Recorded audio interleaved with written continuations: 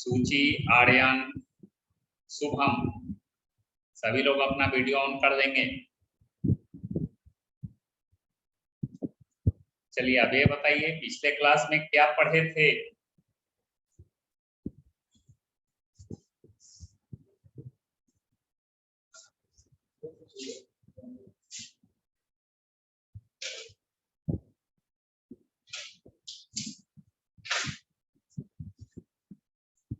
कौन सा topic start हुआ था पिछले क्लास में? सूची,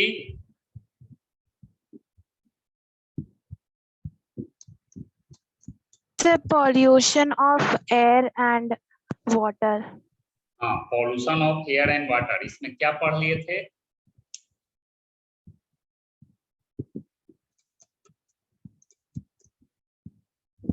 क्या पढ़ लिए थे, कौन सा टॉपिक तक हो गया था इस चैप्टर में? Sir, pollution of air. What is pollution? What is pollutants? What is air pollution? What are air pollutants? हाँ, और उसके बाद Sir, explain the causes of air pollution. Homework था और causes of air pollution. हाँ, causes of air pollution के points बताए थे और उसमें एयर पोल्यूशन के काउजेज को एक्सप्लेन किए थे और ये बोले थे कि एयर पोल्यूशन के काउजेज को क्या करना है, हम ओरली एक्सप्लेनेशन बता दिए थे, उसको रिटेन में लिख करके लाना था होमवर्क, ठीक ना। तो अब आगे इस चैप्टर में हम लोग को पढ़ना है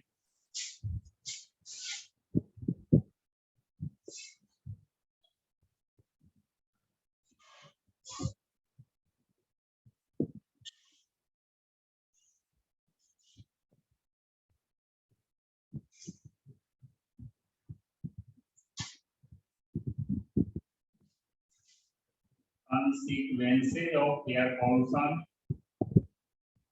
या इसी को बोलते हैं harmful effects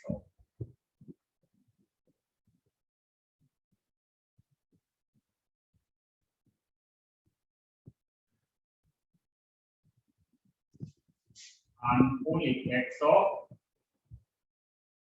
air pollution, consequences of air pollution और harmful effects of air pollution।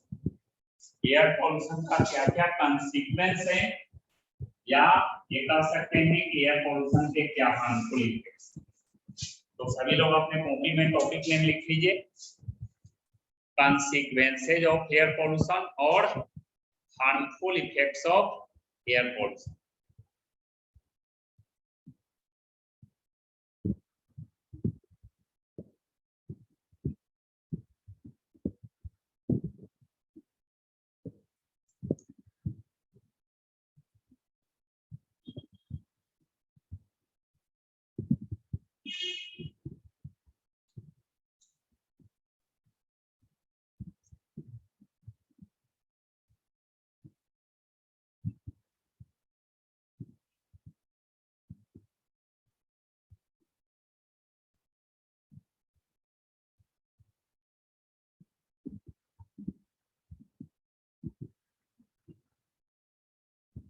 हो गया, पूरा हो गया?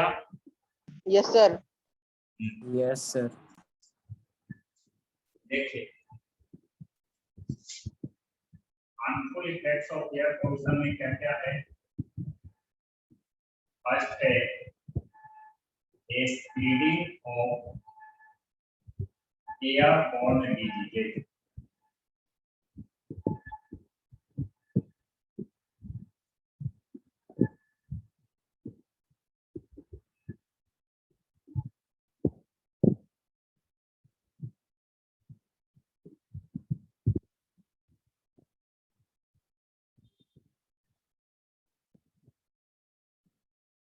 Green house effect and global warming.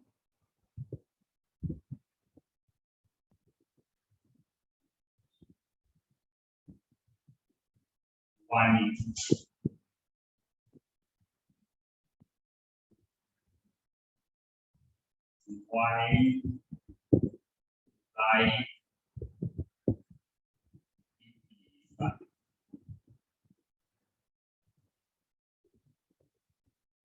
Life depletion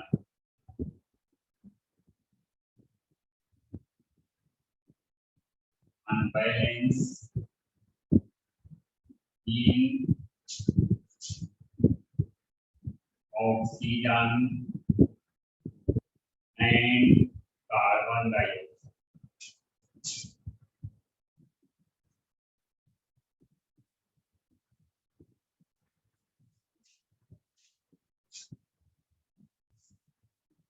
Unbalance in oxygen and carbon dioxide.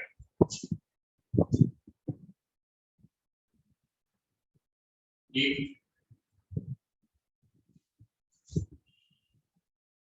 एक और हो गया splitting of airborne disease, green house effect and global warming, wildlife depletion, unbalance in oxygen and carbon dioxide. Unbalance in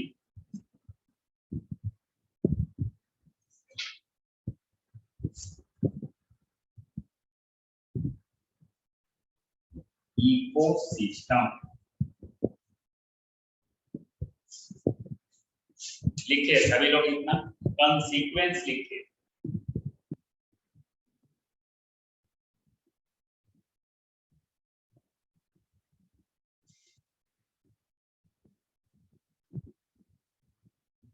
ozone layer depletion लिखिए।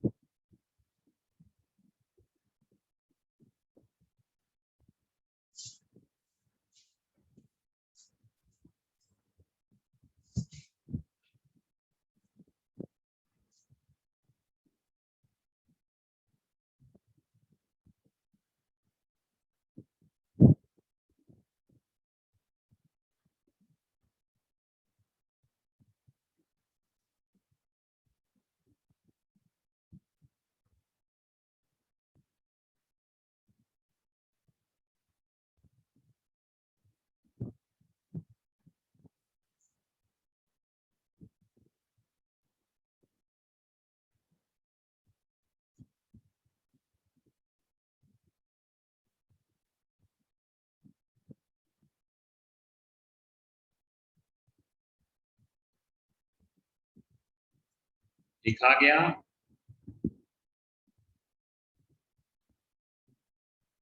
Yes sir. सभी लोग लिख लिए हैं? Yes Yes, sir. देखिए harmful effects of air pollution हम लोग पढ़ रहे हैं। एयर पोल्यूशन के क्या क्या हार्मफुल इफेक्ट्स हैं, ठीक ना। तो harmful effects of air pollution में सबसे पहले कहता है स्प्रेडिंग ऑफ एयरबोर्न डिजीजेज। तो होता क्या है कि पोल्यूटेड एयर में different types of harmful and poisonous gases present होते हैं। तो ये harmful and poisonous gases respiration के द्वारा जब हमारे बॉडी में जाते हैं, इंटर करते हैं, तो रेस्पिरेटरी सिस्टम में आने के बाद different types of airborne diseases को स्प्रेड करते हैं। लाइक ब्रोंकाइटिस हो गया, लंग्स कैंसर हो गया, ठीक ना, थ्रोट कैंसर हो गया। ये सब different types of airborne diseases को स्प्रेड करते हैं। तो ये पहला कॉन्सिक्वेंस हुआ एयर पोल्यूशन का। उसके बाद दूसरा होता है ग्रीन हाउस इफेक्ट और ग्लोबल वार्मिंग। तो होता क्या है कि फैक्ट्रीज और इंडस्ट्रीज के चिमनीज से बहुत से harmful and poisonous gases release होते हैं। तो ये जो हार्मफुल और पॉइजनस गैसेज रिलीज होते हैं, ये गैसेज हॉट गैसेज होते हैं। इन गैसेज में, ये सभी गैसेज में सनलाइट के हीट को एब्जॉर्ब करने की कैपेसिटी होता है, ट्रैप करने की कैपेसिटी होता है। इसको हम लोग ग्रीन हाउस गैसेज के नाम से जानते हैं। जैसे मीथेन हो गया, कार्बन डाइऑक्साइड हो गया, कार्बन मोनोऑक्साइड हो गया, नाइट्रोजन ऑक्साइड हो गया। ये सब डिफरेंट टाइप्स ऑफ गैसेज जो फैक्ट्रीज और इंडस्ट्रीज के चिमनीज से रिलीज होने वाले गैसेज के रूप में शामिल होते हैं। तो ये सभी गैसेज में क्या होता है जी, सनलाइट के हीट को ट्रैप करने की, एब्जॉर्ब करने की कैपेसिटी होता है, ठीक ना। तो ये सभी गैसेज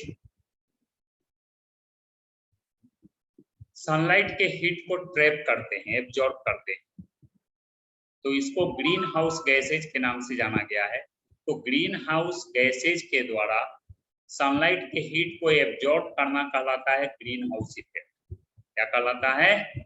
ग्रीन हाउस इफेक्ट। इसके कारण अर्थ है, जैसे ही ग्रीन हाउस गैसेज सनलाइट के हीट को ट्रैप करता है, एब्जॉर्ब कर लेता है, तो उसकी वजह से अर्थ सरफेस का टेम्परेचर इंक्रीज हो जाता है। इसको ग्लोबल वार्मिंग के नाम से जानते हैं। किस नाम से जानेंगे? ग्लोबल वार्मिंग के नाम से। तो कहीं ना कहीं एयर पॉल्यूटेड हो गया है, पॉल्यूटेड एयर के हार्मफुल और पॉइजनस गैसेज सनलाइट के हीट को एब्जॉर्ब कर रहे हैं, जिससे ग्रीन हाउस इफेक्ट हो रहा है और ग्लोबल वार्मिंग भी हो रहा है। उसके बाद वाइल्ड लाइफ डिप्लीशन थर्ड है। तो वाइल्ड लाइफ डिप्लीशन क्या होता है कि green house effect and global warming की वजह से जब अर्थ सरफेस का टेम्परेचर इंक्रीज होता है, बढ़ता है, तो अर्थ सरफेस के बढ़ते हुए टेम्परेचर के अकॉर्डिंग बहुत सा एनिमल अपने बॉडी को एडजस्ट नहीं कर रहे हैं, ठीक ना। चार्ल्स डार्विन का एक थ्योरी दिया हुआ है, ध्यान रखें।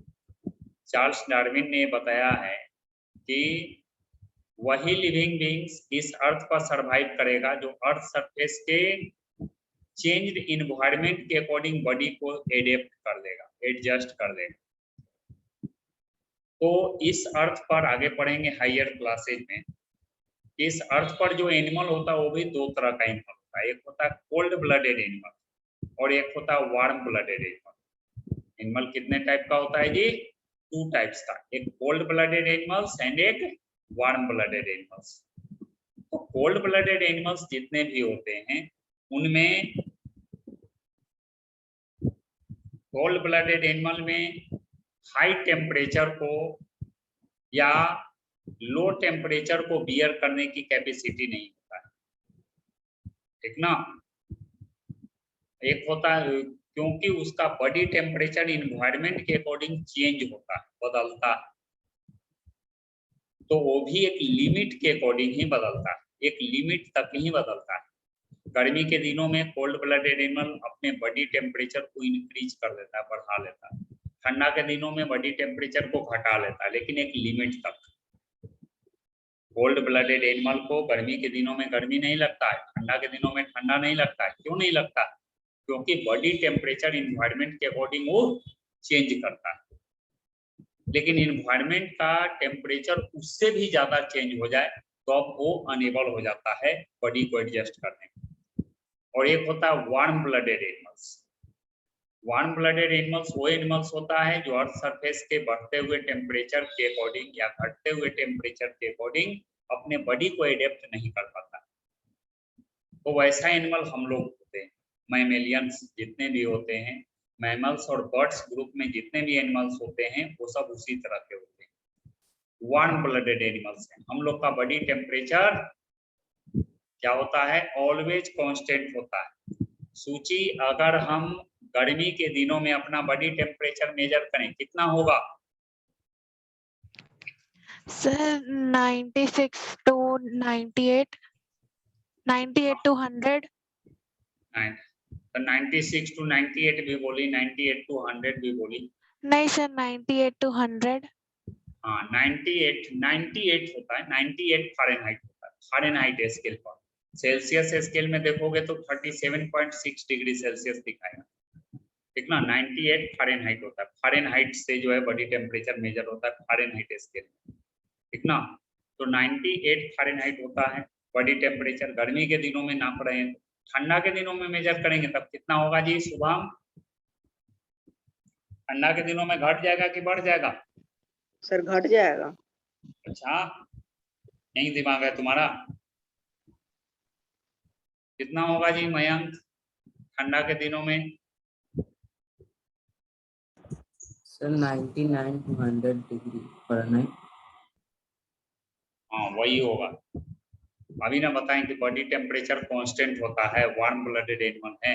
इसको बॉडी के इन्वायरमेंट से, हम लोग के बॉडी के चारों ओर का जो इन्वायरमेंट है, हाँ, तो हम लोग के बॉडी के सराउंडिंग में जो इन्वायरमेंट है उस टेम्परेचर पर जो है कोई इफेक्ट नहीं पड़ता। जाड़ा हो, गर्मी हो, बरसात हो, कभी भी बॉडी टेम्परेचर मेजर करोगे हमेशा 37 डिग्री सेल्सियस ही दिखाएगा सेल्सियस स्केल में, और फारेनहाइट स्केल में 98.6 फारेनहाइट दिखाएगा। आई बात समझ में? कभी भी मेजर कीजिए, कोई फर्क नहीं पड़ता। तो वही कह रहा है कि wild life depletion, earth surface के बढ़ते हुए टेम्परेचर के कारण क्या होता है? वाइल्ड लाइफ डिप्लीशन होता है, यानी वाइल्ड एनिमल का स्पीसीज क्या होता है जी, उसका एग्जिस्टेंस जो है डेंजरस हो जाता है, एग्जिस्ट करना जो उसके लिए खतरनाक हो जाता है, मुश्किल हो जाता है। वाइल्ड एनिमल के बहुत से स्पीसीज का डिप्लीशन हो जाता है। जैसे डायनासोर, नाम सुने हो? डायनासोर आज इस अर्थ, हाँ, डायनासोर आज इस अर्थ पर से खत्म हो गया। क्यों? क्योंकि वो क्योंकि वो, हाँ बोलिए। क्योंकि वो एस्टेरॉइड का गर्मी नहीं सह पाया था। वो जो है डायनासोर का जो स्पीसीज था वो रेप्टिलिया क्लास का स्पीसीज था, और रेप्टिलिया क्लास का एनिमल कोल्ड ब्लडेड एनिमल ही होता है। अर्थ सरफेस के बढ़ते हुए टेम्परेचर के अकॉर्डिंग अपने बॉडी को एडजस्ट नहीं कर पाया, जिसके कारण वो इस पर अर्थ पर से क्या हो गया? खत्म हो गया, डिस्टिंक्ट हो गया, उसका कोई एग्जिस्टेंस नहीं। तो कहीं ना कहीं डायनासोर की स्पीसीज जो डिप्लीशन किया, किसके कारण किया? यही एयर पोल्यूशन उसका काउज है। एयर पोल्यूशन के कारण अर्थ सरफेस का बढ़ते हुए टेम्परेचर के अकॉर्डिंग बॉडी को एडजस्ट नहीं कर पाया। उसके बाद अगला क्या है? Unbalance in oxygen and carbon dioxide. ठीक ना? होता क्या है कि पॉल्यूटेड एयर का जब पॉल्यूशन होता है तो उसमें कार्बन डाइऑक्साइड की क्वांटिटी क्या हो जाता है कि बढ़ जाता है, और ऑक्सीजन की क्वांटिटी क्या हो जाता है? घट जाता है। ठीक ना? तो एटमॉस्फेयर में ऑक्सीजन और कार्बन डाइऑक्साइड के बीच अनबैलेंस सिचुएट हो जाता है। उसके बाद है अनबैलेंस इन इकोसिस्टम। स्वाभाविक सी बात है कि अगर वाइल्ड एनिमल के स्पीसीज का डिप्लीशन होगा तो इकोसिस्टम का वो कैसा कंपोनेंट है? बायोटिक कंपोनेंट, लिविंग कंपोनेंट, और बाकी अदर जो कंपोनेंट है वो क्या है? Non living component. तो ये दोनों कंपोनेंट के बीच लिविंग इकोसिस्टम के बायोटिक और अबायोटिक कंपोनेंट के बीच क्या होगा? अनबैलेंस सिचुएट हो जाएगा। किसके कारण? एयर पोल्यूशन के कारण हो रहा है। नहीं, ओजोन लेयर डिप्लीशन। हम लोग के एटमॉस्फेयर में एक लेयर है ओजोन लेयर। कौन सी लेयर है? ओजोन लेयर, जिसमें O3 ओजोन गैस का प्रेजेंस होता है। तो ओजोन लेयर में O3 गैस का जो प्रेजेंस है, ओजोन का जो प्रेजेंस है, ये ओजोन की अगर बात करें तो ये सन से आने वाले हार्मफुल अल्ट्रावायलेट लाइट को एब्जॉर्ब कर लेता है ओजोन फॉर्मेशन में, और अर्थ सरफेस पर आने से रोकता है, जिसके कारण अर्थ सरफेस पर रहने वाले लिविंग बीइंग्स को अल्ट्रावायलेट लाइट के हार्मफुल इफेक्ट से प्रोटेक्शन मिल जाता है। लेकिन आज क्या होगा? ओजोन लेयर का भी डिप्लीशन हो गया।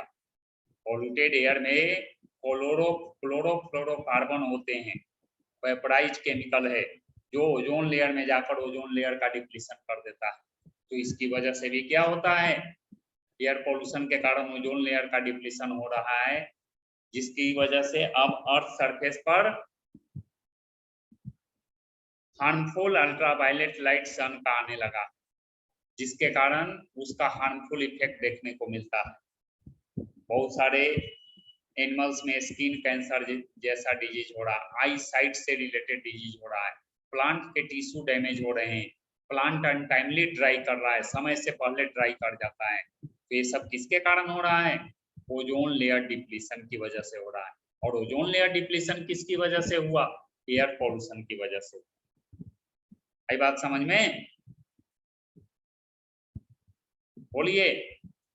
Yes sir. Yes sir. Yes, अब sir. आगे हम लोग को पढ़ना है controlling methods of air pollution.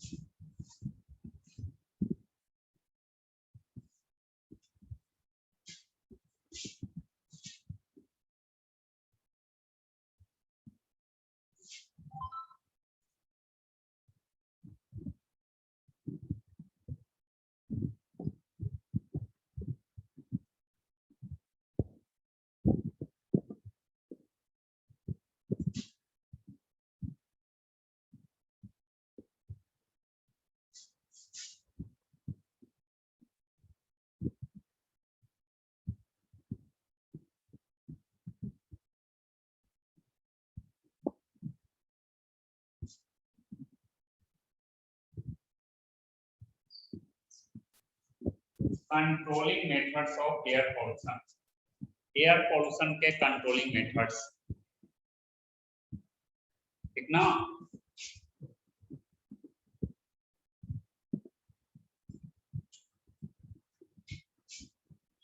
देखिए सब लोग, controlling methods of air pollution.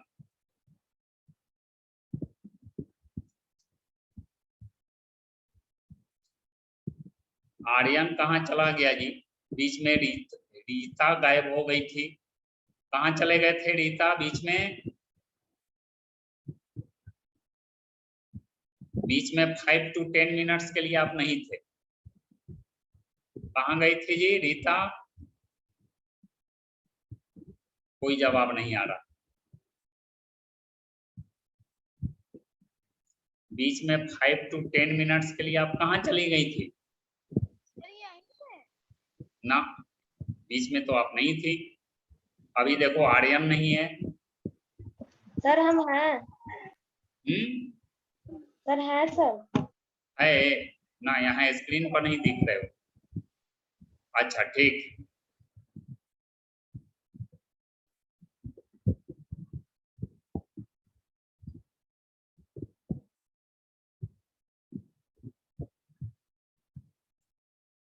हाँ ठीक है।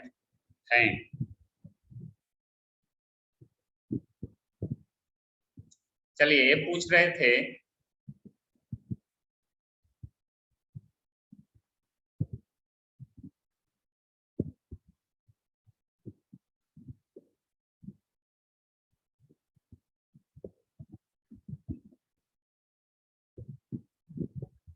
हाँ, ये पूछा जा रहा था controlling methods of air pollution को लेकर, एयर पोल्यूशन को कंट्रोल हम कैसे करें। तो देखिए, एयर पोल्यूशन को कंट्रोल करने के लिए कुछ मेथड्स होते हैं, उसको ध्यान में रखना जरूरी है। तो एयर पोल्यूशन को कंट्रोल करने के लिए सबसे पहले क्या होगा? सबसे पहला मेथड अप्लाई हम लोग कर सकते हैं, डेवलपमेंट ऑफ फॉरेस्ट। फॉरेस्ट को डेवलप करके and prevent deforestation. Deforestation cause है एयर पोल्यूशन का, पढ़े थे ना। ये डिफॉरेस्टेशन के कारण जिसके कारण एयर पोल्यूशन हो रहा है उसको रोकना पड़ेगा या कम करना पड़ेगा, एयर पोल्यूशन अपने आप कंट्रोल हो जाएगा। तो पढ़े थे काउजेज ऑफ एयर पोल्यूशन में कि डिफॉरेस्टेशन के कारण एयर पोल्यूशन होता है। तो क्या करना होगा? सबसे पहले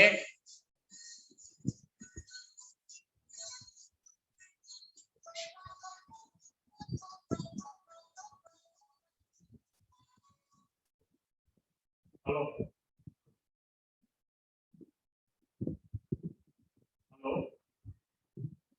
यस सर।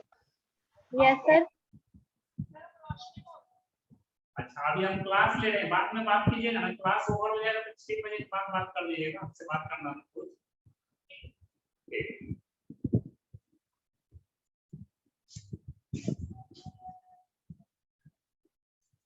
चलिए, आवाज आ रही है? Yes sir.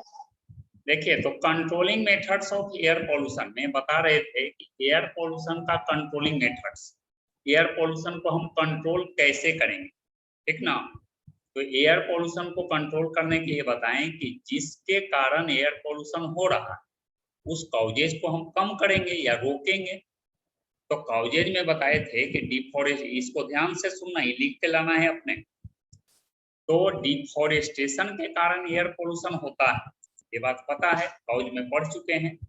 तो उसी डिफॉरेस्टेशन को अगर हम रोक दें तो क्या होगा, एयर पोल्यूशन की अगर बात करें तो एयर पोल्यूशन फिर से कंट्रोल होना शुरू हो जाएगा। Yes sir. हाँ, तो पहला मेथड हो गया।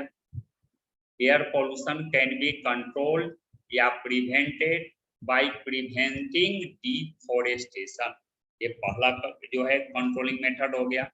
सेकेंड मेथड को लेकर अब हम लोग पढ़ेंगे। तो देखिए होता क्या है सेकेंड में, और देखो डिफॉरेस्टेशन से तो एयर पोल्यूशन, डिफॉरेस्टेशन को रोककर कंट्रोल किया जा सकता है। दूसरा डेवलपमेंट ऑफ फॉरेस्ट एरिया, जिसको हम लोग एफॉरेस्टेशन भी कहते हैं, ज्यादा से ज्यादा प्लांट्स और ट्रीज का प्लांटिंग करेंगे, फॉरेस्ट को डेवलप करेंगे, तो इससे एयर पोल्यूशन कंट्रोल हो जाएगा। Development of parks and gardens, parks और गार्डन्स का डेवलपमेंट करेंगे, इससे एयर पोल्यूशन कंट्रोल हो जाएगा। उसके बाद फिर और आगे proper disposal of industrial waste का प्रॉपर डिस्पोजल होना चाहिए, इससे एयर पोल्यूशन कंट्रोल हो जाएगा। जैसे फैक्ट्रीज और इंडस्ट्रीज के चिमनी से जो हार्मफुल और पॉइजनस गैस रिलीज होता है, उस हार्मफुल और पॉइजनस गैस की अगर बात करें तो उस हार्मफुल और पॉइजनस गैस को अगर हम उसके चिमनी में हार्मफुल और पॉइजनस गैस रिलीज होने, एटमॉस्फेयर में रिलीज होने से पहले, यानी उसके चिमनी में फिल्टर फिट कर दे। फिल्टर समझते हो जी, जो पोल्यूटेंट्स को एब्जॉर्ब कर देता है, उस फिल्टर्स को अगर हम फिट कर दें तो स्वाभाविक सी बात है कि एयर पोल्यूशन कंट्रोल हो जाएगा। उससे हार्मफुल और पॉइजनस गैस एटमॉस्फेयर में तो रिलीज नहीं होगा, गैसेज रिलीज होगा तो उसका पोल्यूटेंट्स जो है एब्जॉर्ब हो जाएगा, तो एयर पोल्यूशन कम जाएगा, कंट्रोल हो जाएगा। नहीं तो अगला मेथड ये हो सकता है कि filters should be fitted in the chimneys of factories and industries to prevent air pollution. Air pollution को प्रिवेंट करने के लिए या टू कंट्रोल एयर पोल्यूशन को कंट्रोल करने के लिए फैक्ट्रीज और इंडस्ट्रीज के चिमनी में फिल्टर फिट कर देना चाहिए। नहीं तो फिर एक और मेथड है, industrial gases should be passed into colloidal tank. Colloid समझते हो, गाढ़ा लिक्विड होता है, जैसे ब्लड गाढ़ा लिक्विड है ना, उसी तरह का गाढ़ा लिक्विड होता है क्या, कोलाइड। तो कोलाइडल टैंक में अगर इंडस्ट्रियल गैसेज को हम पास कर दें तो वहां वो गैस क्या बन जाएगा, कोलाइड बन जाएगा, गाढ़ा लिक्विड में चेंज कर जाएगा, एटमॉस्फेयर में वो जाएगा ही नहीं, एयर पोल्यूशन कंट्रोल हो जाएगा। तो ये भी कह सकते हैं कि industrial gases should be passed into colloidal tank, industrial gases को कोलाइडल टैंक में पास कर देना चाहिए। CFC, पेस्टिसाइड्स, इंसेक्टिसाइड्स जैसे वेपराइज वोलेटाइल केमिकल्स का यूज कम से कम करना चाहिए ताकि एयर पोल्यूशन क्या हो, कंट्रोल हो जाए। तो ये है एयर पोल्यूशन को कंट्रोल करने के डिफरेंट मेथड्स, ठीक ना। एयर पोल्यूशन कंट्रोल करने के क्या हैं, डिफरेंट मेथड्स है। एक क्वेश्चन लिखिए,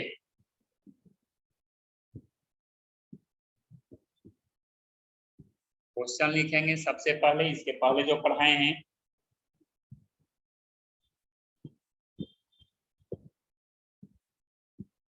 explain the harmful effects of air pollution. Explain the harmful effects of air pollution.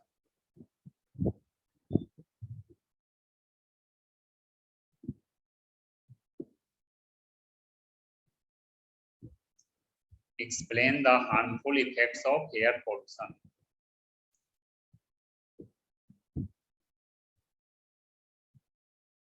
हो गया, क्वेश्चन हो गया। Yes sir. हाँ, इसके बाद एक और, what are the controlling methods of air pollution.